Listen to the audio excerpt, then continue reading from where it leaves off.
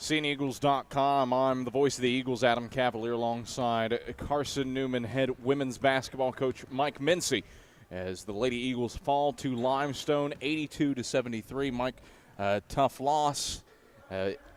Problem is expounded by a 29-6 Limestone run over the final 10 minutes of the first half. What happened after some back-and-forth action, a little sloppy but close, and then all of a sudden Limestone explodes? I just don't I'm really not sure, and that's part of the long conversation we had in the locker room is why, why we come out as lethargic and flat as we do. And we came out there early and tried to run some new sets that we had put in just to kind of surprise Limestone a little bit, and we don't run those right, and then we mess up on an inbounds play, and that's how our half started, so to speak. Then on the defensive end, we're still trying to do what we think is best as far as guarding their penetration, which is what I was scared of the most. And then, I think they end up going, 7 of 11 or 7 of 10 from the three in the first half. And I just think they just absolutely devastated us. And so we were really struggling on the defensive end. And then down here, I don't know if they were guarding us really hard, but they were taking us out of what we wanted to do. And I was just really disappointed in how our basketball team handled their run and allowed it to affect us on the offensive end as well. It's a thing of recovering, but recovering too late. You close on a 19-4 run, including the final 10. Yeah. But again, ultimately too little, too late. Was it you finally wake up, or? I'm not real sure what it was. I think we get down by. I think at one point in time we got down by 30, and we just. This has been our MO, to get down in the second half and to have that big run. Now when you're down by 30, it's kind of hard to come all the way back from that deficit. But if you're down 10 or 12 points, maybe you come back. But I just think at one point in time they decided, hey, we're going to have to play hard. We obviously got into our press, which we had no choice but to play our man-to-man press there. I think the kids picked it up a little bit. They started coming down offensively, and instead of being passive, they started being more aggressive. And I didn't have to call plays or sets. They just started taking the ball to the rim and making things happen. And, I don't understand why we can't be that team for 40 minutes, why it's got to be lethargic in the first half, so to speak, or back and forth and then come out. And at some point in the second half, we finally decide. I don't know if wake up is what we did, but just started playing harder for sure.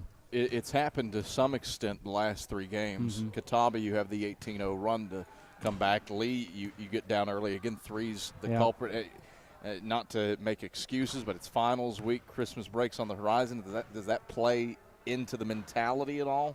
I don't think Christmas break has anything to do with it because, we have a game Saturday and we have a game next Wednesday. True. So they don't. There's no. It's not going to be here short. In the near future that they're out of here. The academic Christmas break. Well, I tell you what. A lot of our kids, we've got a lot of intelligent players that are taking pretty difficult classes, and they finished up finals a day. A lot of them were in finals. I don't know if they're drained or what.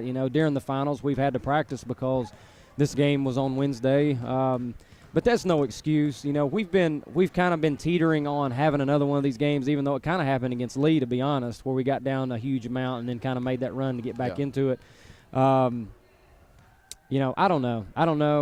We're a very young basketball team. Having Lacey and Whitney sitting over there is starting to rear its ugly head more and more, that we don't have that experience. And, I think we had a good talk down there after the game, and some players spoke up. And, what do we want to do? What do we want to try and accomplish? And we're still 4-0 in conference, so we still got that in play. But this was obviously is a huge region loss for us. But, we'll recover. We're going to come back in here at 10:30 in the morning. We're going to get after it, and we're going to try and start preparing for LR. Touch on the threes for Limestone. Finished 13 of 18, 72%.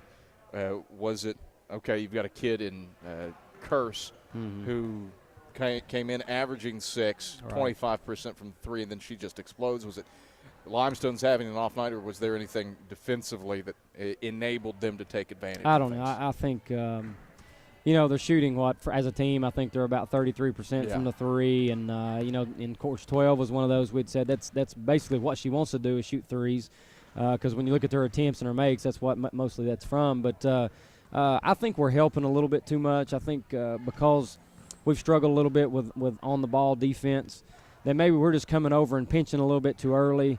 which is allowing them, open shots. I thought they had some open looks in the first half, and then, of course, throughout the game. And I think there were times, like I think of one in particular, JJ's over on the wing over there. I thought she was on 10 pretty good, and she just drained it right in her face. So, and the threes came down to being the difference. They're 13 threes, and going 13 of 18, I dare to say that they'll shoot that well from the three the rest of the year. Now, is it our defense, or was it just their night to hit a bunch of threes? I don't know. I mean, without going back and watching the film and really being able to sit there in a non-stressful situation and watch it, I don't know. But I do know that we're helping way too much, and it's allowing them to get out there and hit open shooters for threes. Offensively, 5 players in double-figure scoring. Shantae Marcus strings together her 4th straight game with 10 or more points. I mean, offensively, aside from the slow start, is there much to complain about? Well, there is. I mean, having 5 people in double figures, I mean, it's pretty balanced there. That's kind of nice. I like that to be a balanced team. But I don't like how we're holding the ball. I don't like how we're dribbling it too much. I mean, those are all things that aren't really what we want to be about. We want to pitch the ball ahead. We do want to be up-tempo and get it down the floor. But I just wish we had moved the ball a little bit crisper. Obviously, you didn't see that in the first half at all with the point total we put up. It was if we got stagnant at times and we just looked discombobulated, so to speak. The second half was a little bit more smoother, but we were getting stuff to the rim. And anytime you can get drives to the basket, it's going to open other things up for you, and I think that softened their defense up. But, hopefully we improve these next few days, and we work on just spacing, moving the ball, catching it and driving to the paint and not just sitting there and holding it and just testing the ball for error, which is what we call it. When you're dribbling it too much, it's like, why do you keep dribbling it for? Let's look to do something with it. Let's look to shoot it, pass it, score it, something, But we're going to work on it. We're going to try and get better at it, that's for sure. Mike, pleasure as always. We'll talk to you after LR. Thank you, Adam. Carson-Newman head women's basketball coach Mike Mincey. I'm the voice of the Eagles, Adam Cavalier, and this is CNEagles.com.